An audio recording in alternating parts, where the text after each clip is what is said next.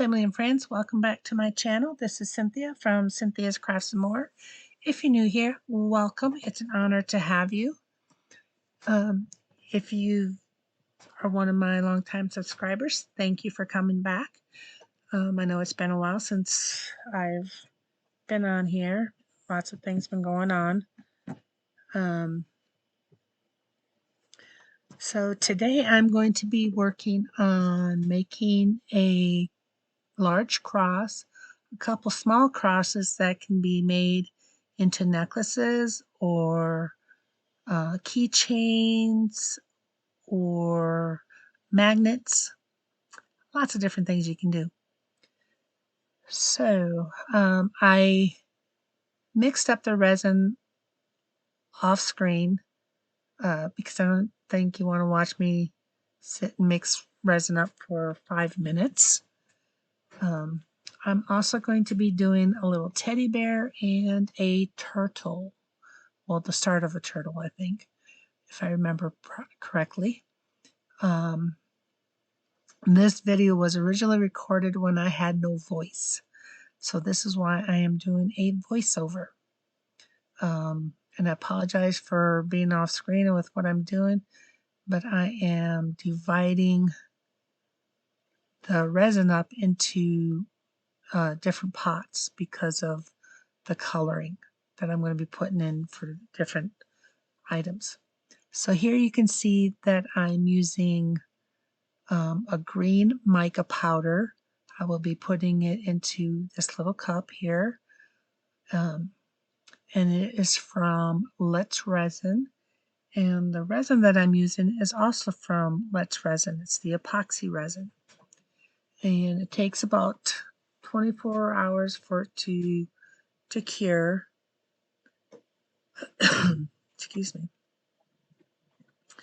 So I'm just putting a couple little scoops in here, and I will get it nicely stirred up.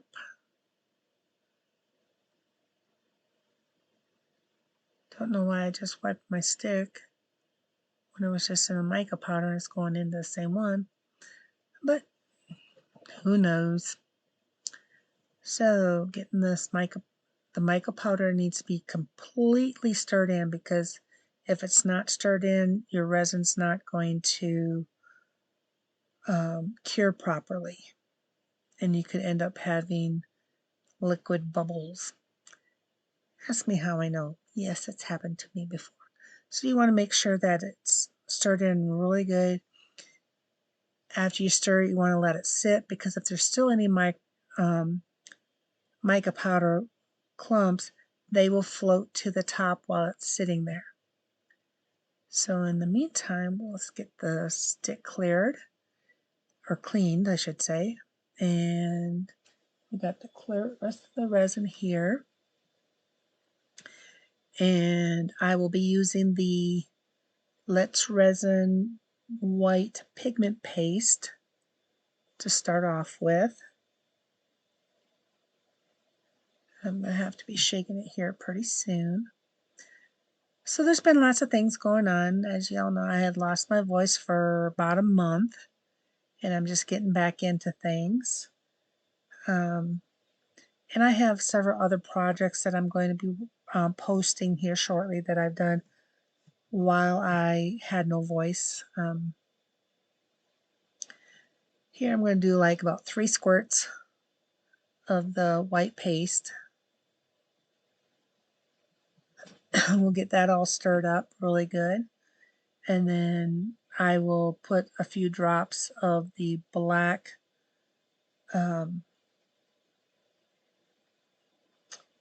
Let's Resin inks, and I will be doing what's called a marbling effect. I love this technique. I learned it from my friend Michelle over at Glitz and Glitter, who is also where I got the big cross from. Oh, I'm going to add another drop of the white because I want it opaque. I don't want it to be able to see through it. And how you can tell is But when you're mixing the resin, and you pull the stick out and you look, if you can see your stick, it's still translucent. So looks good, and get things start to turn over. I have them turned upside down, that way no mica powders or anything gets into the mold. Here I'm just going to squirt the molds with a little bit of alcohol, and that will help to keep most of the micro bubbles out. Now I'm just shaking up the ink. I'm going to put a few drops in. Let's see. Can't remember how many to do. Oh, must not have been open. Gotta get a little pin and open up the top. And once I get that done, I'll put like, I think it's 3 or 4 drops into the white and just stir it a little bit. You don't want it completely stirred in because you want to be able to have that resin effect. So you want to, looks like swirls in the cup. So it looks like I might have gotten about 4 drops of the resin, or the drops in. Man, my mind cannot think today of what the different materials I'm using. So I apologize for it being off center. Okay, now we're going to pour it into the mold and see kind of how it does that little marbling effect. Now I've done several of these crosses, but I'm not going to be doing a video on each cross, but I will do some screenshots of a couple of another one that I did because it goes with this cross that I'm doing, and also the teddy bears. I've already got a couple done. I just need to do one more, which will be in the green. The teddy bears are going to be for my friend Jesus and his son and daughter. If you can see the little blue teddy bear with the crown and the little white teddy bear with the pink, that's for his kids. The green one's going to be for him. And the crosses that you see here will be for my friend Ricky and his family. This one here, I believe, is going to his in-laws. And the video or the picture I show at the end of the brown one is for Ricky. Now they've already gotten these. So here I'm just topping off. We want to do like a little bit of a dome effect because the resin will shrink, and if you can get it to a little bit of a dome over the mold, or above the mold I should say, and with the shrinking, there'll be less cleanup to do afterwards. And I did the 2 little ones. Now I'm going to get ready, just finish cleaning up here, get the rest of this resin out, because you don't want to waste any resin.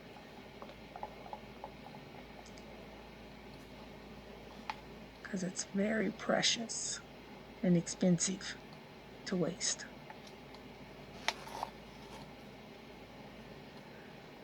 So yesterday I went to see an allergist. I had 115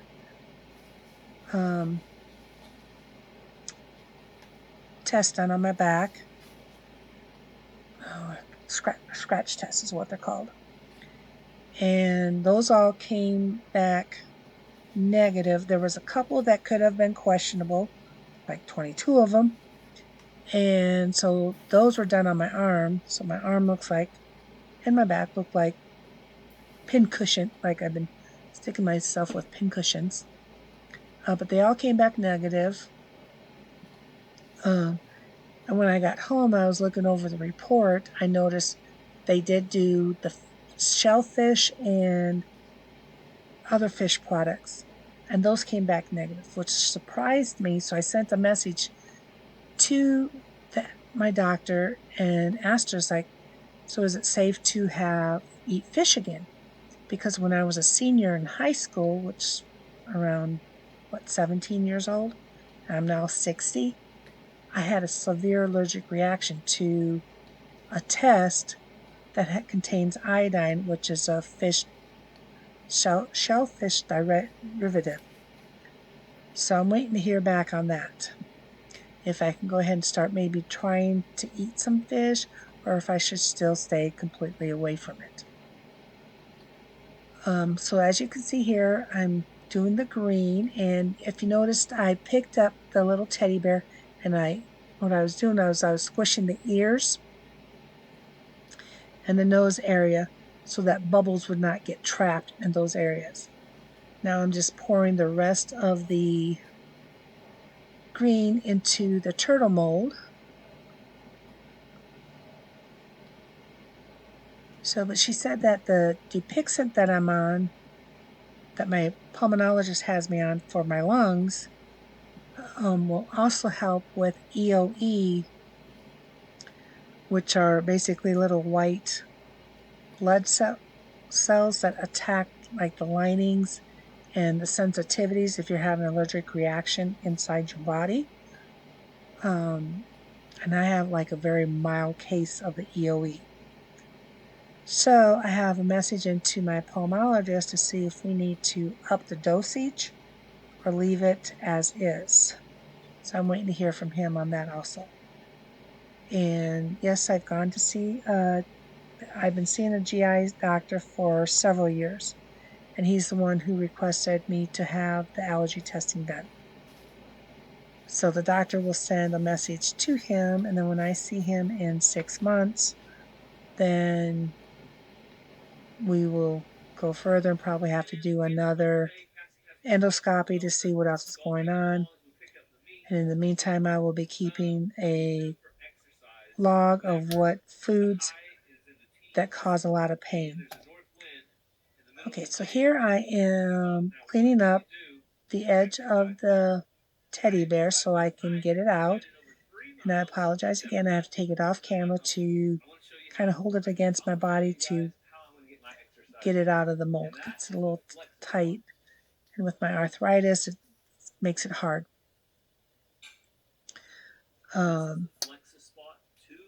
So that's what's happening with me. There's the cute little green teddy bear.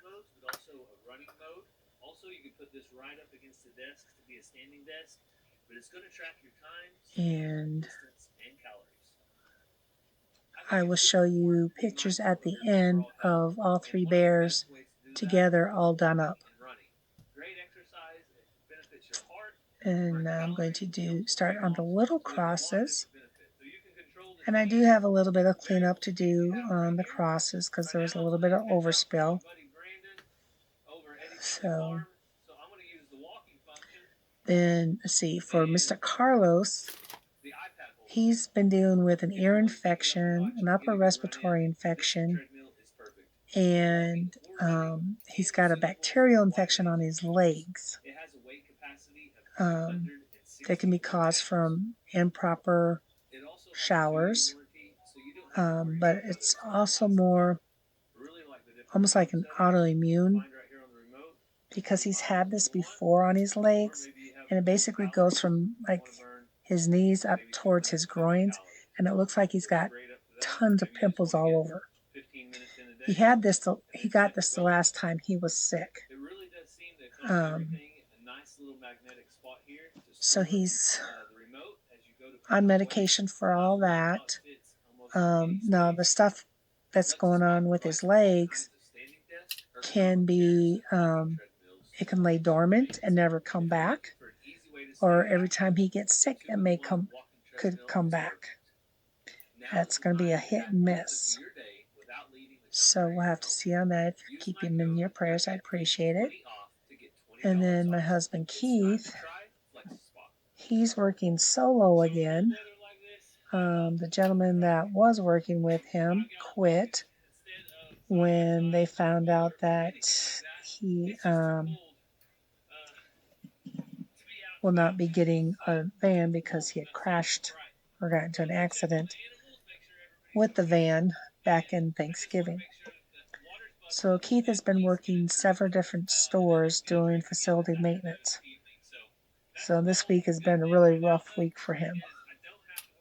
Things breaking down, having to order parts, waiting on parts, all that fun stuff. So by the time he gets home, he's just exhausted. And this weather's not helping either, going from really cold to warm. I mean, we've been up in the low 80s and 70s during the day. So you can see on this one where I need to do some trimming on it. And then on the 27th, he's going in for what's called an AFib ablation. And they're going to go in and clean out one of his arteries, basically cauterize it, clean it out. So he'll have to be off work for 5 days, no heavy lifting. And then I believe there's no heavy lifting for a couple weeks after that. So that is what's been happening with my family. And then our dog Thea, we had her in on Monday, this past Monday, for her 6-month checkup, and she has a UTI, and we're stopping her Pro-In was to help tighten her sphincters because she just like had no control over her pee and poo, and she's been on it for about a year. Well, when the doctor did the ultrasound, her bladder was taken up like 3/4 of her abdomen, so it was like huge. And even after they expressed her bladder, she still had a ton of urine inside her bladder.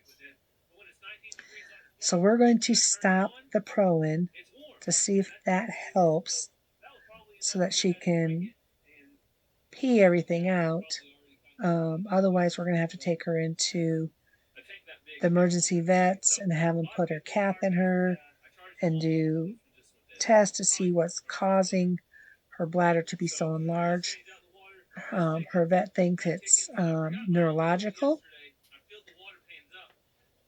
So we may have to see a neurologist on that, which will also be part of her hip issue with the arthritis and everything.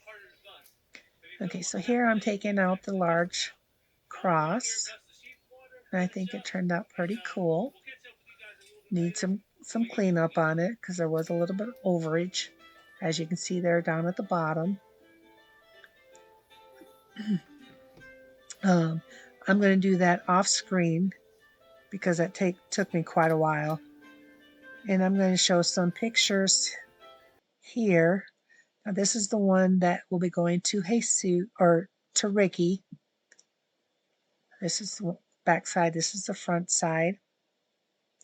This was my very first cross I did with the marbling technique. And here's the 3 little teddy bears. Well, the little one with the ducky's not going to Jesus. It's going to be a black one. Or, excuse me, the green one. So, but that's, and here are just some pictures to fill in because of my gabbing and everything. So, but I hope you guys have a wonderful, beautiful, and blessed day. And remember, Jesus loves you, and so do I.